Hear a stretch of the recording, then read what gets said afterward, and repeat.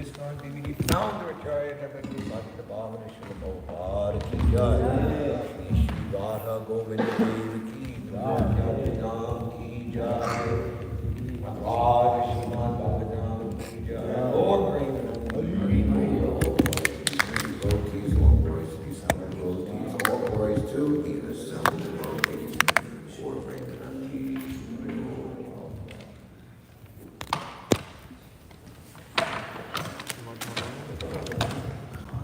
It's close.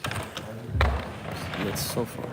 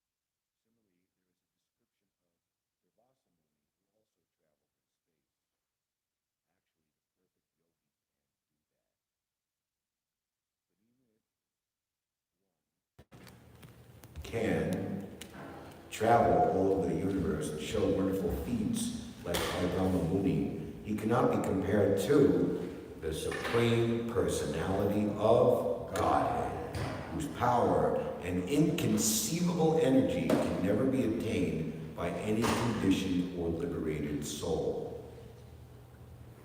By the actions of Kardama Muni, we can understand that in spite of his immense mystic power, he remained a devotee of the Lord. That is the real position of every living entity. Hare Krishna.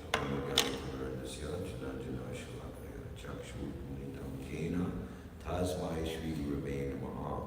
Shri Chaitanya Manobishtam Stapitam Yena Uttale Swayam Rupakam Dati Svabhadati Kam Vande Ham Shri Guru Shri Dalakam Shri Vaishnavam's job Shri Rupam Satyajam Satyajam Pranamatam Vitam Satyam Satyajam Satyajam Krishna Satyajam Shri Krishna Chaitanya Devam Shri Radha Krishna Padam Savana Lalita Shri Vishaka Padam's job.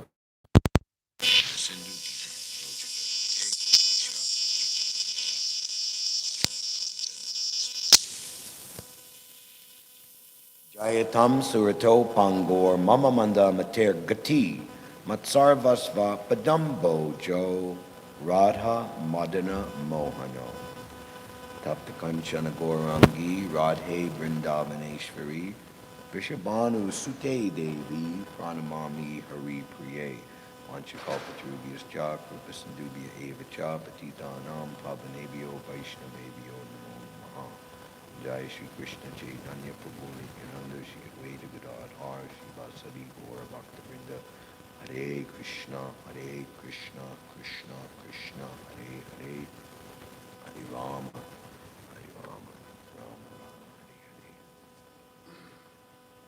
After showing his wife the globe of the universe and its different arrangements full of many wonders, the great yogi Kardama Muni returned to his own hermitage.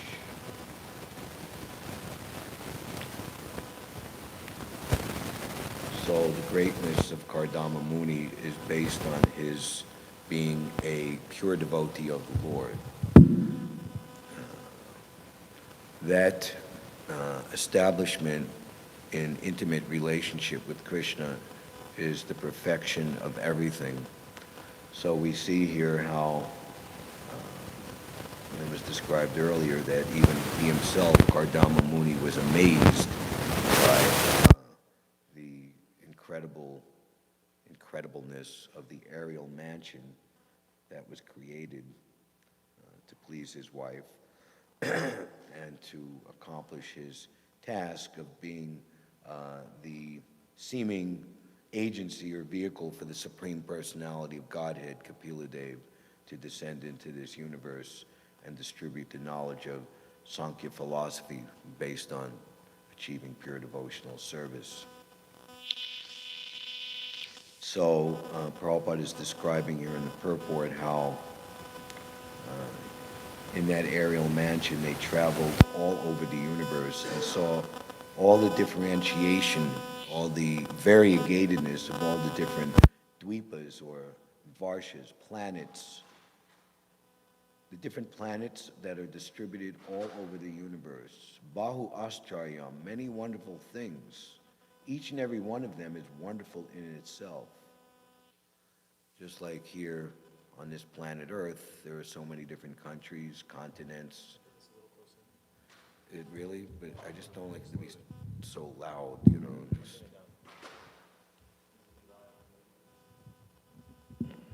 Hare Krishna, Krishna Krishna, Hare Hare, Hare Rāma, Hare Rāma, Ram Ram, Hare Hare, Hare Krishna, Krishna Krishna.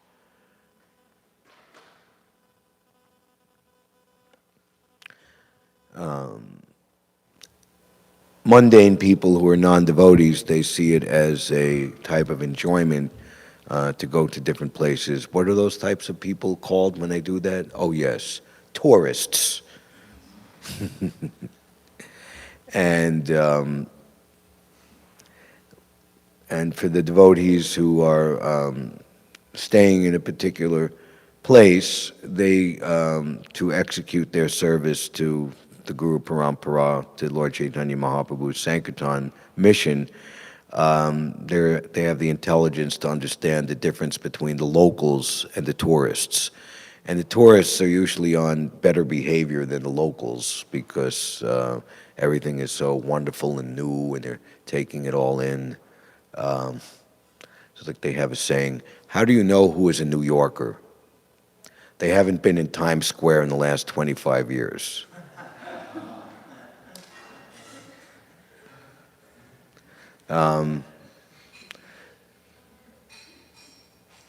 So Kardama Muni, it's described, he's returned to his humble hermitage. Whatever he was to do in the service of the Lord, he did it, and he didn't become bewildered or infatuated with all the variegatedness of the different planets in the universe, which ultimately this universe, material universes, are existing to facilitate all different varieties of sense enjoyment, sense gratification, gross and subtle, for the conditioned souls. So, therefore, for a devotee, heaven and hell are the same. The great transcendental sannyasi Prabodhananda Saraswati, he is described in his writings such as Chaitanya Chandramrita, how for a devotee of Lord Chaitanya, nothing is impressive or as attractive as the lotus feet of Lord Chaitanya Mahaprabhu. Lord Chaitanya Mahaprabhu, Sri Krishna Chaitanya, Radha Krishna Nahi Anya. He's the Supreme Personality of Godhead, combined with his topmost internal Swarup Shakti, Srimati Radharani. And in that combined form, Krishna, Chaitanya Mahaprabhu, is distributing the highest possible facility of perfection of all desire as we glorify the pure devotee of Lord Chaitanya. Ye prashade pure sharva asha. And that unlimitedly eclipses and is superior to any wonder of this material universe. And it's described in the second canto by Shukadeva Goswami upon meeting Maharaj Parikshit, the ascendancy of the yogi or the devotee, and it's described that if in the process of going back home, back to Godhead, it's likened unto a train that passes through many substations before reaching the ultimate goal. You go on a train, and there's the example of the first devotees that Srila Prabhupada brought over, the World Sankirtan Party, and they were going from somewhere on the train, and it stopped briefly at Mathura Junction railway station. And you hear particularly the memory of Yamuna Devi, that this is the first time that we all touched the holy land of Vrindavan. We had heard so much from Srila Prabhupada about the glories of Vrindavan, and we were in ecstasy on that train station. Of course, that's a completely transcendental and pure example. But in the second canto, it's described that if the ascending yogi or devotee has any attraction to those places along the way, then he has to stay there. So we have to, Kevala Bhakti, exclusively focus our attention on pleasing Krishna in pure devotional service, and that is accomplished by accepting the mission of the spiritual master as one's life and soul.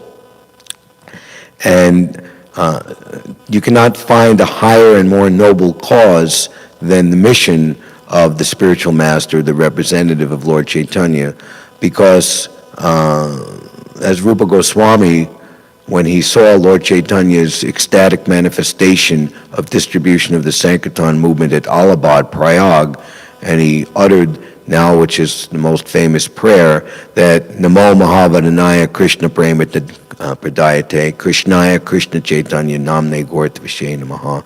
You are Krishna himself, because you are giving what no other avatar has ever given before, pure love of Godhead. Goloka Bindavan Prema, Golokera Prema Dana Harinam Sankirtan.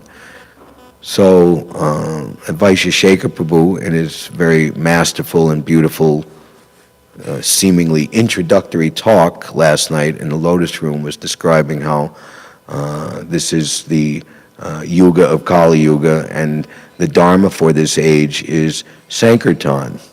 And Srila Prabhupada himself, he would often speak. I'm hearing Prabhupada's Bhagavad Gita classes in London in the 50-year anniversary of the establishment of Bhaktivedanta Manor. Prabhupada stayed there, as the devotees, Shrutakirti say, for the most glorious 2 months in the summer of 1973. And Prabhupada is saying that one cannot go to Krishna directly. One cannot jump over the spiritual master. And the Vyasyatmika Buddhir, intelligence, to fix to be completely focused on the order of the spiritual master and make it one's life and soul, is the secret of success. There are secret things like, it's for me to know and you not to find out.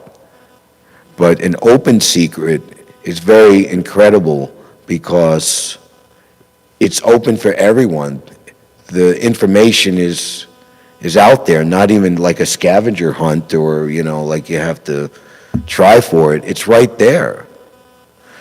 But due to the covering of the covering potency of the illusory energy, and Maharaj Yudhishthira, when asked what is the most wonderful thing in this world, he remarked that everyone is in the clutches, the crocodile of death, and everyone thinks that I will be exempt somehow or another.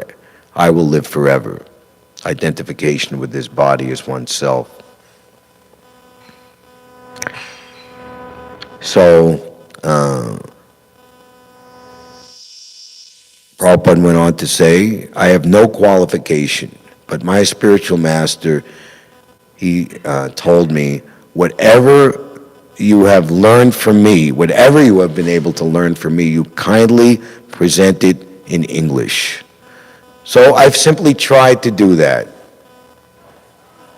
And that is the perfection of devotee, even if he's unsuccessful, because he tried his level best, his service is recognized by Krishna.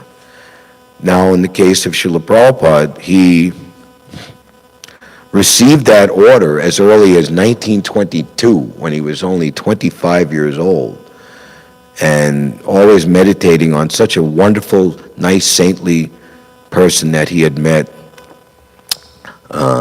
The mission of Lord Chaitanya, he told to his friend Narendranath Malik, is in the hands of a very expert person. I accepted him as my spiritual master immediately, not officially, but within my heart. And then later solidified in 1932. He was duly initiated. And it was very clear that Srila Prabhupada, in his relationship to Srila Bhaktisiddhanta Saraswati Thakur, was preordained by the Lord. They are eternally perfected associates coming from the spiritual world, yet distributing the Leela of Guru and disciple.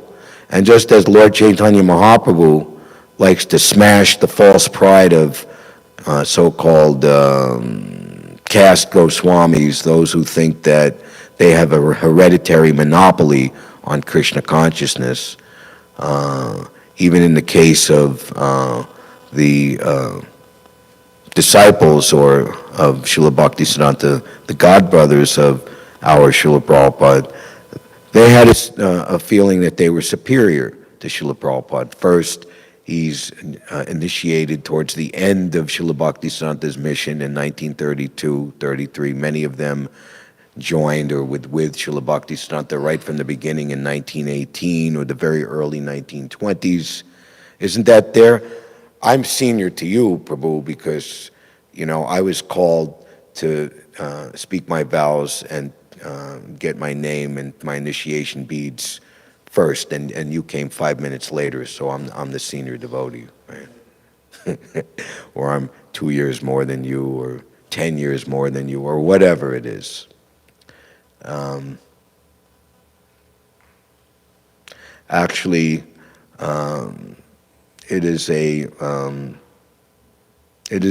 formality in the sense of proper Vaishnava etiquette, but on the higher platform, we see that just like devotees, when they, I forget, I've seen it in a particular literature, I offer my obeisances to all of my predecessors, to all of my contemporaries, and to all devotees who will appear in the future. Because this is the transcendental system. Lord Chaitanya is very, very keen to upkeep his sampradaya, and will arrange for different devotees to appear in different times and different places according to the Lord's supreme intelligence for the upkeep and flow of his a special mission. So by the laws of nature, someone is born at a certain time and their lifespan is so many years. We can't live forever. Srila Prabhupada himself said, I can't take these things with you. I'm leaving them for you, about his quarters in Bombay, which even the temple couldn't be opened, even with so much effort and rushing before Srila Prabhupada departed the planet. And it is the natural feeling of the mother and father that they want their children to have a better opportunity and to become a better man and woman than they themselves were. So the spiritual master certainly has that feeling for his disciples.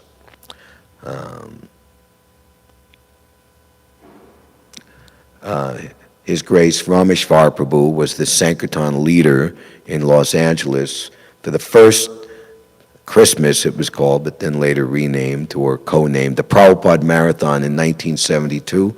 3 days just before Christmas, they discovered. Now the Christmas Marathon is 10 days or 1 month, or if we're particularly ambitious, it starts on November 1st. I'll give a little humorous story.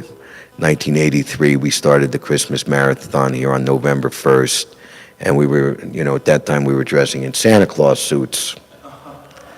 And November 1st, the day after Halloween, and it was like a hot, like a kind of Indian summer day, 75 degrees.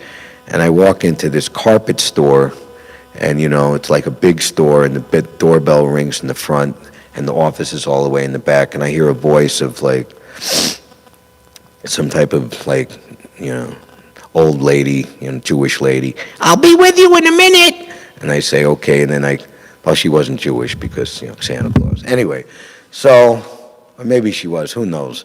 And she takes one look at me and says, Santa, you ought to be ashamed of yourself. It's not even Thanksgiving yet. You're too greedy. You get out of here and don't come back until next month, So anyway, so they had great success, and the book scores were reported to Srila Prabhupada, and a reply came back that, my dear boys and girls, that distributing all of these books during the Christmas Marathon is certainly an amazing achievement.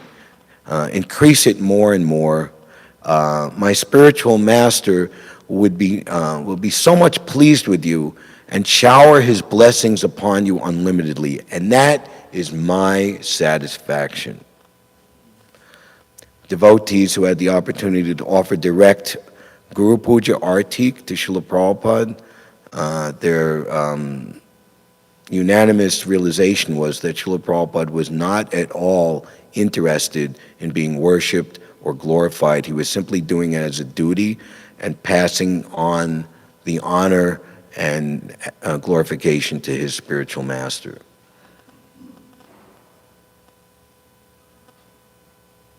So Srila Prabhupada spent many, many decades meditating and trying to fulfill that order of his spiritual master.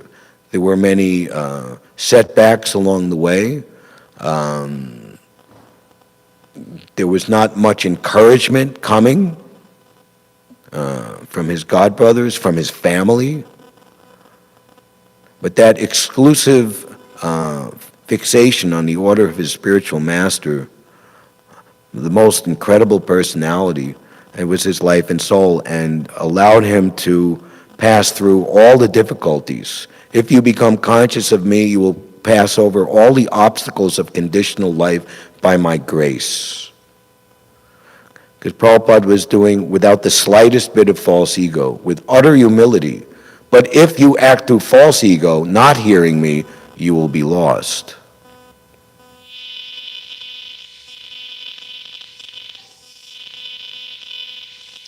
So this mood, the attitude, the heartfelt feeling of the pure devotees of Lord Chaitanya is to emulate his Audarya compassion.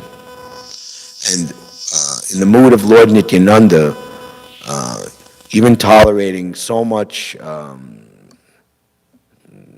abuse from the Jagais and Madhais of this world, Prabhupada writes in the latter part of the purport to the 29th verse of the 3rd chapter of Bhagavad Gita, bewildered by the modes of material nature, the ignorant fully engage themselves in material activities and become attached. But the wise should not unsettle them, although these duties are inferior due to the performer's lack of knowledge. So you would think that Bhagavad Gita should be just straight instruction from Krishna, but Krishna, he's a person, and he's in a relationship with his devotees. He likes to test the devotee's devotion. Just like Krishna spoke so many, as Rukmini Devi considered, crazy words to him. My dear, beautiful princess, she's married and now she has grandchildren. She should be called the queen, not the princess. I think that you've made a great mistake in choosing me as your life's companion. People don't know whether I'm a Kshatriya or a Vaishya. You know, they don't know what is my aim in life. And he spoke so many things in seeming self-deprecation, but it is better late than never. You can reject me and choose one of the other princes who were completely mad after you that they would do anything for you. But I cannot help you in this life and the next. I'm completely unable to help. And Rukmini took those words very, very seriously and then spoke the most amazing and exemplary words in glorification of her beloved Lord Krishna. And ultimately Krishna said, I approve each and every one of your statements. And I have spoken these words to bring out this feeling in you. It's very wonderful. So here, men who are ignorant cannot appreciate activities in Krishna consciousness, and therefore Lord Krishna advises us not to disturb them and simply waste valuable time. So the many Babajis, yogis, renunciates, they purposely distance themselves from the mundane Kali Yuga people and all their insanity. Gorkishore Das Babaji told to Srila Bhaktisiddhanta, never go to Calcutta. But of course he established the mission in Calcutta. The explanation, he's bringing the spiritual world to the heart of the British Empire at the time, and also the center of Indian or Bengali intellectuals. He was very keen on defeating this, or adding to what was at the time the Bengali Renaissance, which was trying to make a synthesis between ancient Vedic procedure, which now is being labeled as Hindu, and humanism and the so-called intellectual, even evolution as explained by Darwin. How can you, there's no synthesis. We're right and you're wrong. That's all there is to it. But to Srila Bhaktisiddhanta spent his life doing that. So the devotees of the Lord are not interested in retreating to the wilderness, to the Himalayan mountains. Their interest, we can read in the purports to Prahlad Maharaj's prayers to the Lord in the Shringadeva in the 7th canto, in the biggest cities and in propagating Krishna consciousness, which is his life and soul. But the devotees of the Lord are more kind than the Lord. They're not more kind. The Lord is the most kind. But it's described here because they understand the purpose of the Lord. It's like Krishna. I've spoken many words to cheat you, to understand, for you to ultimately bring forth my ultimate purpose. Actually, in the Prema Samputa, written by Vishwanath Chakravarti Thakur in 1684 AD on the banks of Radhakund, Prema Samputa, the love locket, Krishna disguises himself as a demigoddess and wants to understand from Srimati Radharani, why do you love such a rascal-like person as Krishna, such a, she is speaking so many things about himself.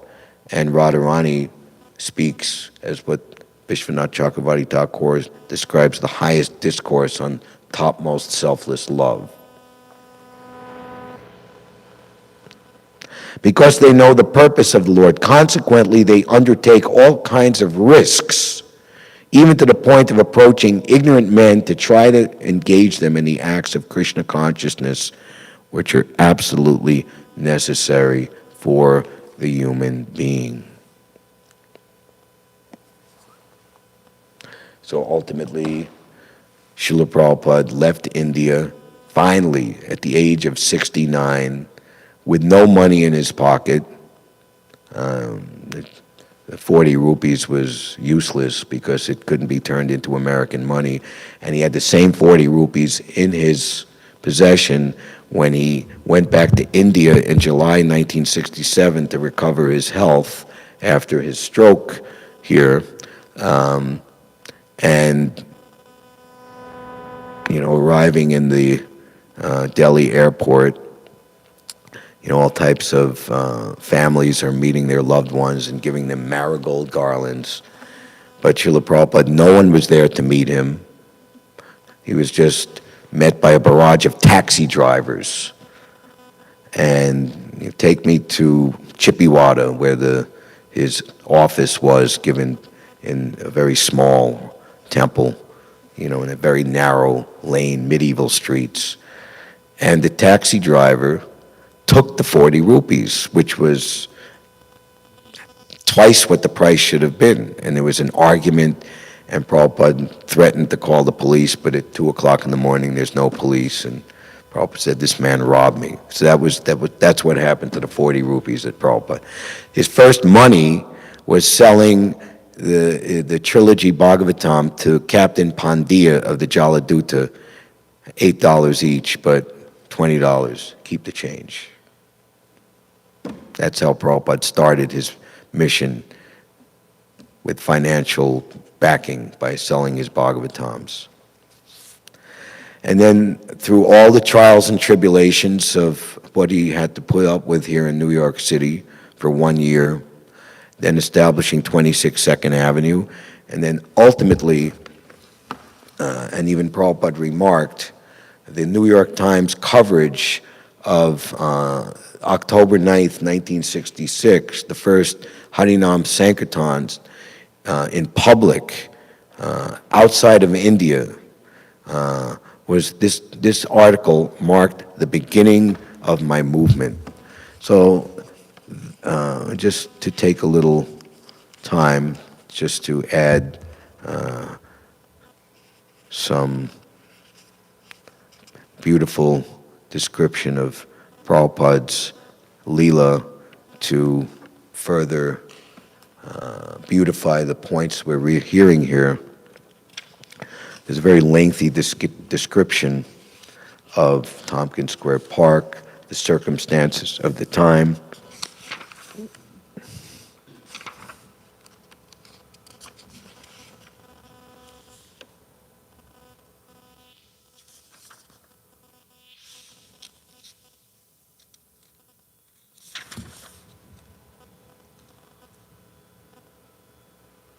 Okay.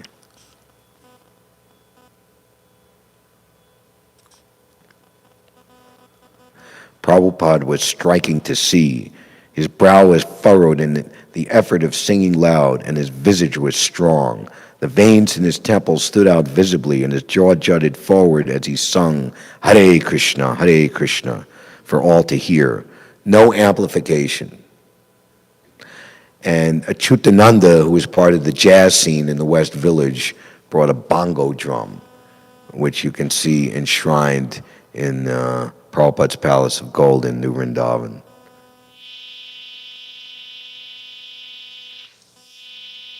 Although his demeanor was pleasant, his chanting was intensive, sometimes straining, and everything about him was concentration. It wasn't someone else's yoga retreat or silent peace vigil, but a pure chanting be-in of Prabhupada's own doing. It was a new wave, something everyone could take part in. The community seemed to be accepting it. It became so popular that the ice cream vendor came over to make sales. Besides Prabhupada, a group of young blonde-haired boys, 5 or 6 years old, were just sitting around. Swami motioned to his disciples, and they got up and began dancing. No one will refuse to take part in a function where singing, dancing, and refreshment are administered, and everyone will feel the attendant happiness.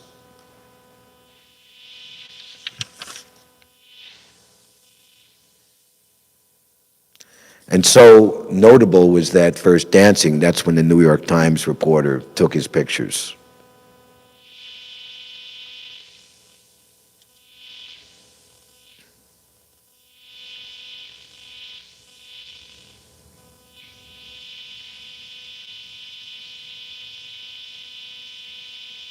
The kirtan concluded. Prabhupada stood up, and everyone knew he was going to speak. It was 4 o'clock.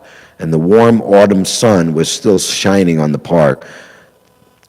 The atmosphere was peaceful, and the audience attentive and mellow from the concentration on the mantra.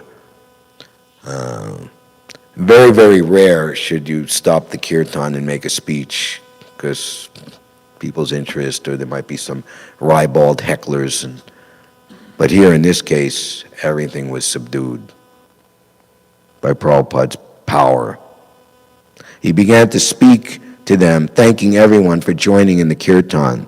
The chanting of Hare Krishna, he said, had been introduced 500 years ago in West Bengal by Lord Chaitanya. His disciples sat at his feet listening. He stood erect by the stout oak, his hands folded loosely before him in a proper speaker's posture. The tree behind him seemed perfectly placed, and the sunshine dappled leafy shadows against the thick trunk. Anyway. If it were risky for a 71-year-old man to thump a drum and shout so loud, then he would take that risk for Krishna.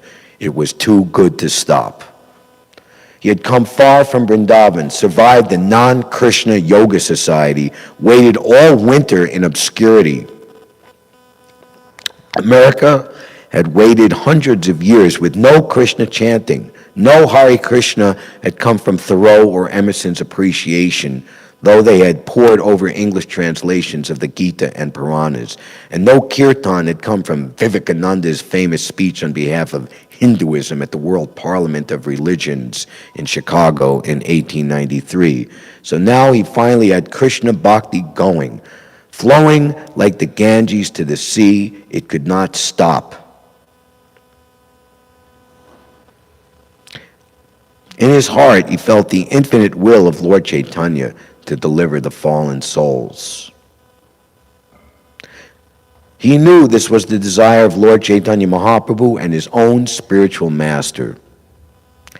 Even though caste-conscious Brahmins in India would disapprove of his associating with such untouchables as these drug-mad American meat-eaters and their girlfriends.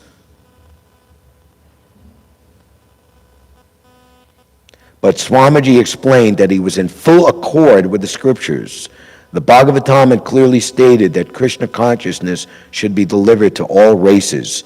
Everyone was a spiritual soul, and regardless of birth, they could be brought to the highest spiritual platform by chanting the holy name.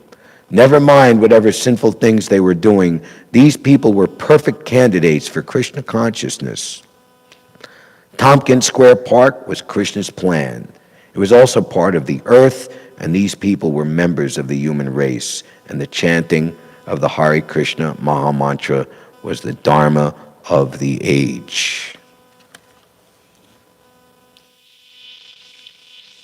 And the immediate result after, there was a crowd of people from the park standing on the sidewalk outside the storefront, young people waiting for Prabhupada to arrive and unlock the door to matchless gifts. Wow. They wanted to know more about the dance and the chant and the elderly Swami and his disciples who had created such a beautiful scene in the park. They filled the storefront. Outside on the sidewalk, the timid or uncommitted loitered near the door or window, smoking and waiting or peering in and trying to see the paintings on the wall. Swamiji entered and walked directly to his dais. So it's 3 hours of chanting, and now he comes back for like an hour or two of strong speaking.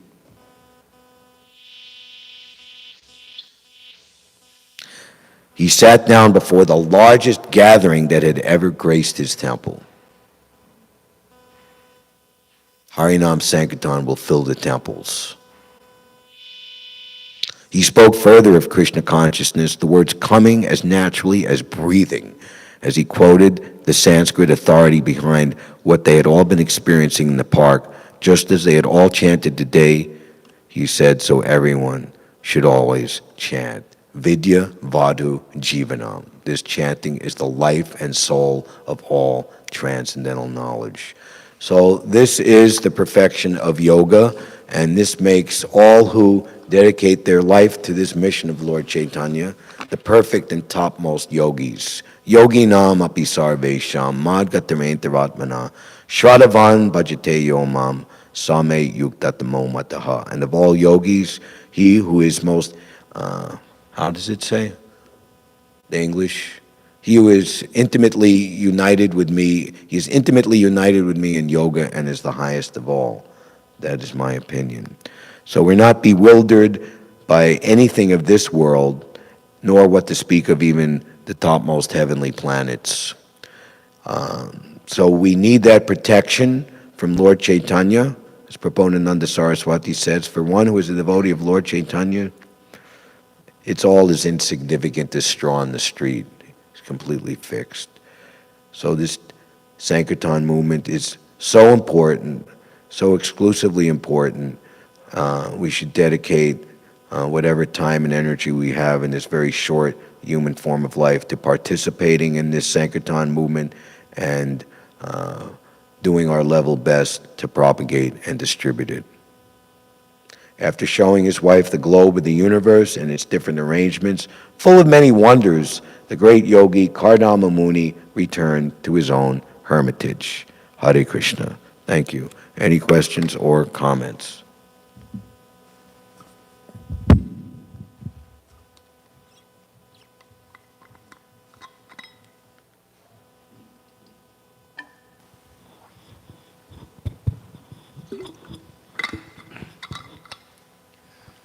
This open secret of the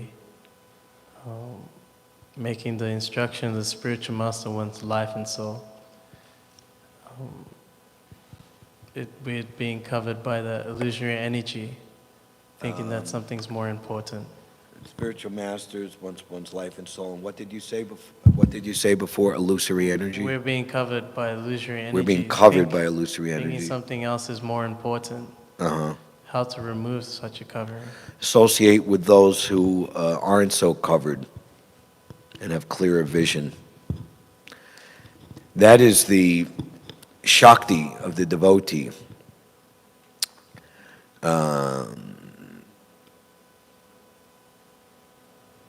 Bonnie and Gary were from Texas, and they thought that they would go to San Francisco, Haight-Ashbury, and find something wonderful.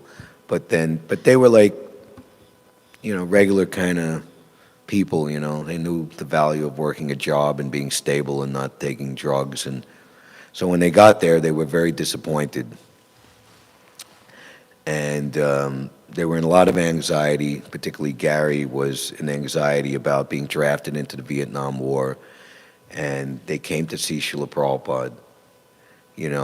To them what seemed like a myriad of problems and anxieties and how difficult it is.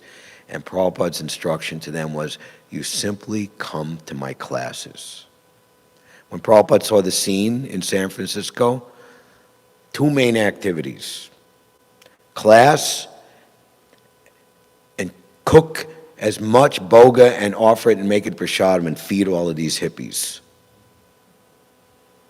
And Haridas, who was Harvey Cohn, who met Prabhupada at Mishra's uptown and said, you got to come downtown, and ultimately gave Prabhupada his loft to move into, and then later he painted the Panchatattva paintings. He was out there, and his memoir was that this was such an ingenious thing that Prabhupada did. It was like opening up a hospital in a war zone. It saved lives. And as Dayananda Prabhu, who was recently here, he also joined in Haight-Ashbury in that 3 months in early 1967. He said that the kirtans in Golden Gate Park, the hippies embraced it, and at that time it was the unofficial religion of the hippies, the Hare Krishna movement. So Bonnie and Gary, they couldn't believe it. Just come to Srila Prabhupada's classes and that would solve all their problems. And it did. And they later became Govinda Dasi and Gaur Sundar.